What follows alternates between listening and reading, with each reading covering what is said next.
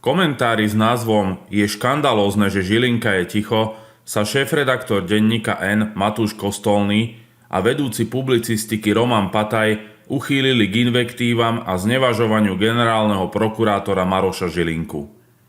Dôvodom ich kritiky je Žilinkovo mlčanie k aktuálnym politickým udalostiam. Namiesto vecnej diskusie o úlohe a pôsobení prokuratúry sa autori komentára uchyľujú k osobným útokom.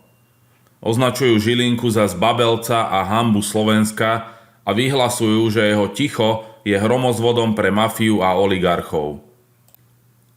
Týmito vyjadreniami však kopli do osieho hniezda a generálny prokurátor Maroš Žilinka so sebou nenechal zametať vo svojej tvrdej reakcii. K invektívam šéfredaktora a vedúceho oddelenia publicistiky denníka N v komentári s názvom Je škandalózne, že Žilinka je ticho. Slovné útoky a znevažovanie len preto, že človek nehovorí vtedy, keď si to novinári prajú, že nehovorí spôsobom a na mieste, ako si to prajú, a že nehovorí to, čo chcú počuť, sa stali žiaľ bežným modusom operandi manipulovania verejnej mienky zo strany niektorých žurnalistov.